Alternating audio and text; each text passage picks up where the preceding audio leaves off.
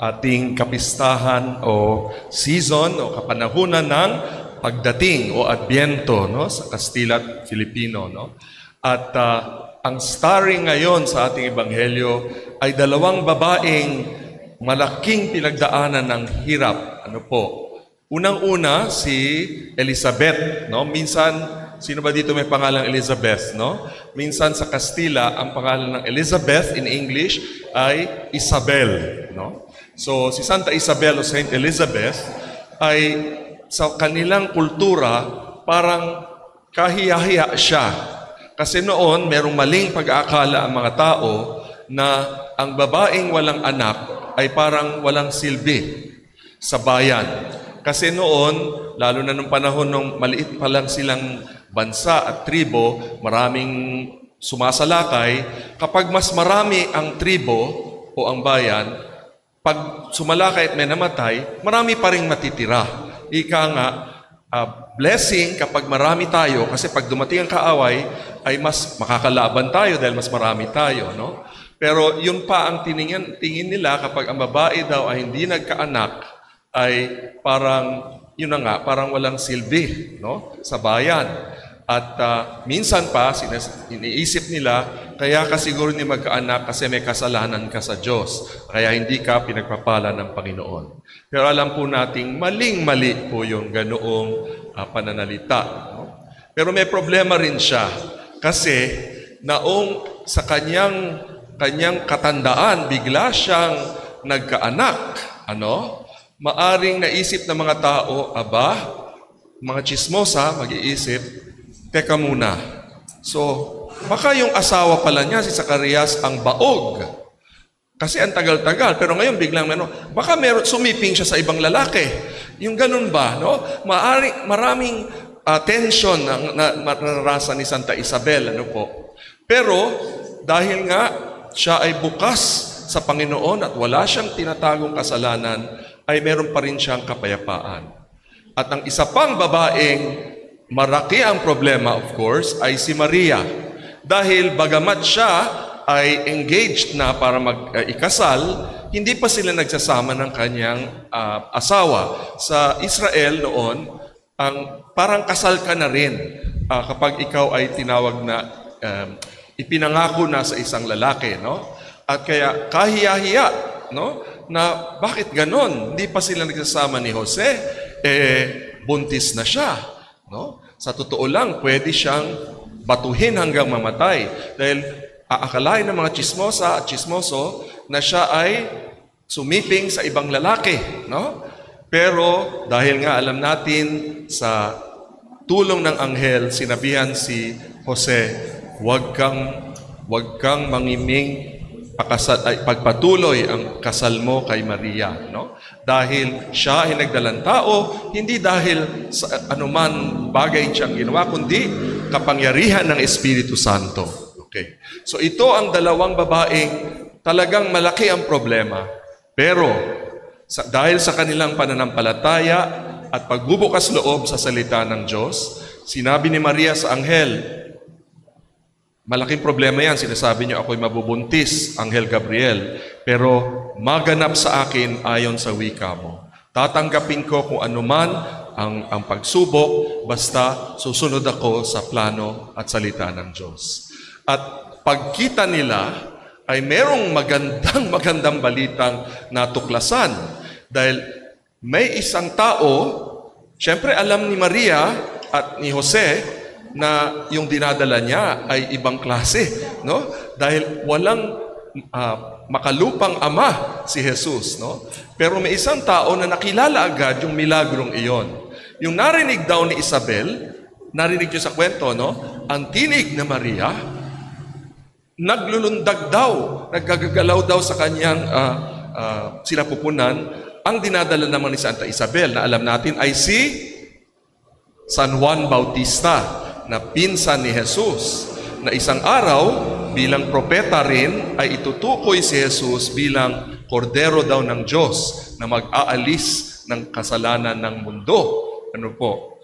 Kaya, bagamat itong dalawang babaeng ito ay napakalaking problema, sa kanilang pagkikiramay sa isa't isa, sigurado si Maria sa kanyang kagandahan loob, narinig niya na ang pinsan niyang matandang-matanda na ay magdadalang tao. Naglakbay siya kahit buntis din siya doon sa kaburulan para tulungan at siguro para rin makipag-usap sa kanyang pinsan tungkol sa mga kababalaghang at himala na nangyari sa kanilang buhay. Anong kaugnayan nito sa atin?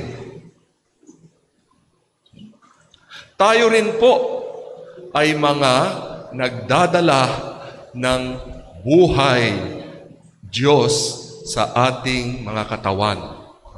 Tayo rin dahil tayo mga binyagan, ay bagamat lalaki o kay babae kay lalaki, dala-dala natin si Jesus. Bakit nasabi yon? Well, unang-una, nang tayo'y bininyagan, tayo ay pinuspos ng Espiritu ng Anak ng Ama. Ang Santissima Trinidad, Diyos Ama, ang Diyos Anak, Diyos Espiritu Santo, ay nanahan sa ating mga katawan bilang mga templo ng Diyos. Wow!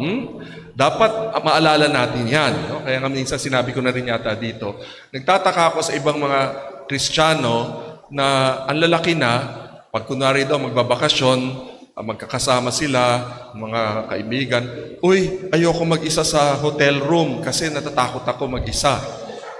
Ikaw ay templo ng Espiritu ng kataas-taasang Diyos. Bakit ka matatakot na mag-isa? Ngayon, kung takot ka sa mga masasamang tao, okay, fine, baka kidnapping ka. Pero yung basta takot lang sa dilim, ganon, ay isang tanda ng kakulangan ng pananampalataya. Pero in any case, tayo po ay tumatanggap din kay Kristo.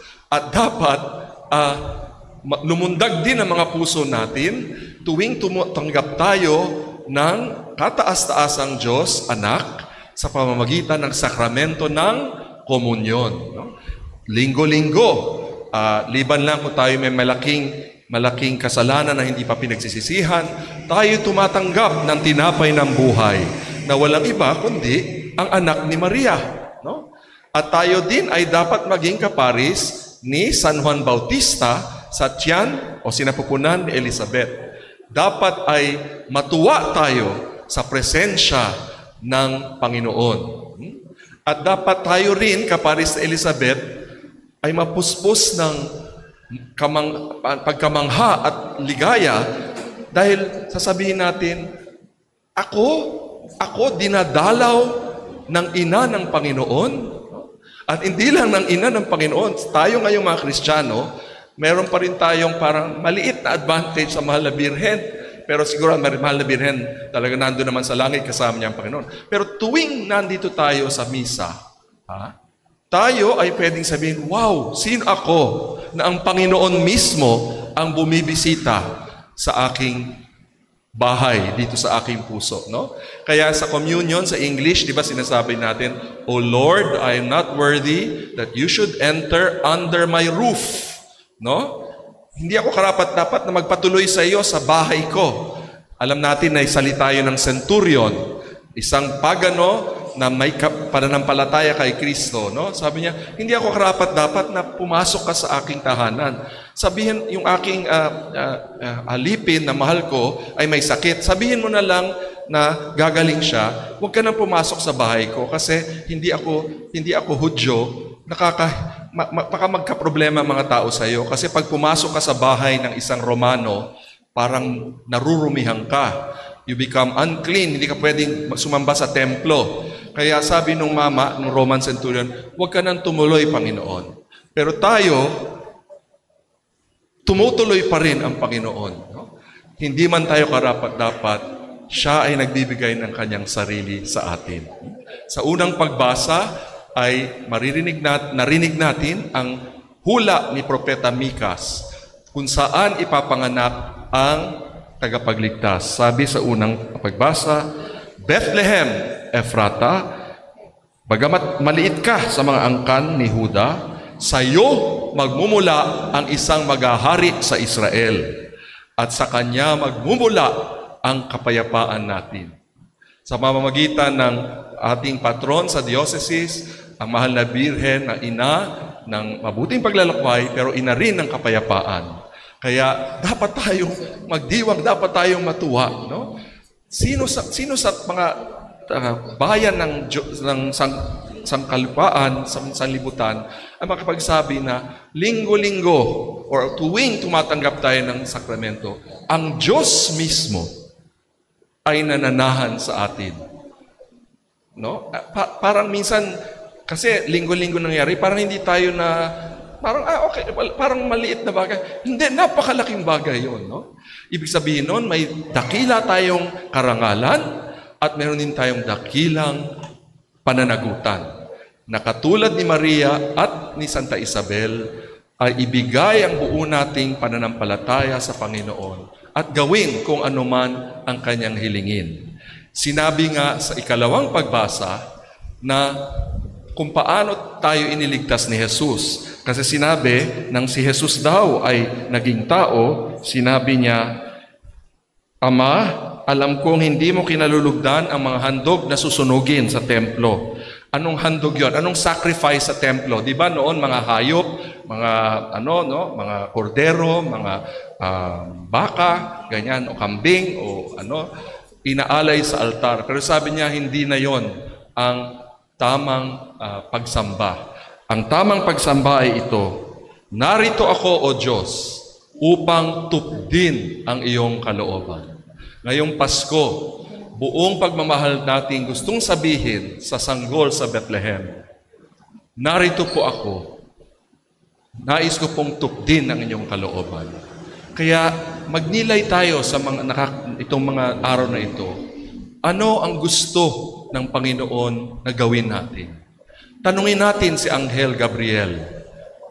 Sabihin mo sa amin, tulad ng sinabi mo kay Maria ang kanyang misyon. Anong misyon ko ngayon? Maaring simpleng misyon lang. Humingi ng tawad sa taong nasaktan mo. Kahit wala kang kasalanan. No? Kasi may iba sabi, Father, ba't ako hihingi ng tawad? Wala naman akong kasalanan. Hindi totoo na hihingi ka lang ng kasalanan kapag meron kang kasalanan. Pag nasaktan ng isang tao, kahit hindi mo sinasadya, dapat sabi, excuse me. O, di ba? O pag biglang nasiko mo yung tao sa jeep, hindi mo pwedeng sabihin, wala akong kasalanan ha, kaya hindi ako magsosorry. Hindi. Nasiko mo yung tao, nasaktan, sorry po. Yun ay isang magandang bagay, no? Hindi lang yung Kristiyano, kundi ang isang mabuting tao ay ginagawa yon. Ano pa ang maaring sabihin ng Anghel Gabriel sa atin na dadalhin natin din si Jesucristo sa ating katawan? Maaring mag-alaan ng panahon para sa mga mahal natin sa buhay na minsan hindi natin pinapansin. No? Mayroon din tayong magpatawad, imbis na lang humingi ng tawad, meron tayo ding mga hinihiling ang Diyos na patawarin. No? Ang pagpatawad, di naman ibig sabihin nun na parang kailangan ko siyang batiin. Kunwari, merong talagang gumawa ng masama sa akin. No? Hindi naman, I will not like him, but we are called to love him. What do you mean by love him? Wish him well. Pray for him. Lord, itong taong nakasakit sa akin, buhusan po na yung inyong grasya para ang kalooban niyo ay matupad sa buhay niya. Yon ang magandang panalangin. Hindi yung, Lord, tamaan mo sana ng kidlat yung taong yan. No? Kasi kasalanan yon, no? Dahil kung ang Panginoong Diyos ay nasa ating puso, ay hindi tayo dapat ganun ang iniisip. No? Kahit yung marami akong tao dyan sa pamahalaan, at lalo na itong huwad na propetang si Kibuloy, galit na galit ako sa kanya dahil sa napakarami yung pagsasamantala sa mga kababaihan, sa mga sumasampalataya sa kanyang palsong relihiyon. No? At nagpapasalamat ako na nasa jail na siya. Pero magdasal pa rin tayo kasi pag nasa jail ka, hindi pa ibig sabihin na iba ho kasi ang jail sa prison. Kailangan ma-convict siya. He has only been arrested, he has not yet been convicted. No? At napakalaking daming kasalanan niya sa lipunan, okay? At sa Diyos. No? Nagpapanggap siyang isang propeta, pagkatapos nagsasamantala siya sa mga bata at mga kababaihan. Pero, hindi ko kinapopootan. Galit ako sa kanya, si Jesus din naman nagalit. Pero, pinagdarasal ko siya. Kapares ng pagdasal ni Jesus sa krus. No? Patawarin mo, Ama, itong mga ito. Kasi siguro nga, miski si Kibuloy, hindi niya alam kung ganong kabigat ang ginagawa niya. Hindi niya alam kung anong ginagawa niya. Sana magsisi siya Aminin niya ang kanyang obvious na mga kasalanan dahil ang daming mga makapagkakatiwala ang taong sumaksina laban sa kanya at magbagong buhay siya. No? So tayo rin, maaring yan ang misyon natin. Pag-isipan ninyo, kasi ang bawat isa sa atin, ang anghel ng Panginoon ay may ibubulong. Ito ang kalooban ng Ama para sa iyo. Gagawin mo ba? Okay. Dahil may pangako ang Panginoon. Kapag pinasan mo ang krus ng pagmamahal sa Diyos at kapwa, ay magliliwanag ang liwanag ng Espiritu sa buhay mo. At anumang kalungkutan o problema ay hindi masasapawan ang ligaya na dulot ng pakikiisa sa puso ni Jesus. Kaya ngayon, hilingin natin na ang ating pananampalataya at pag-asa ay maugat sa ating pagsunod sa kalooban ng Diyos at ipahayag natin ang ating pananampalataya. Sumasampalataya ako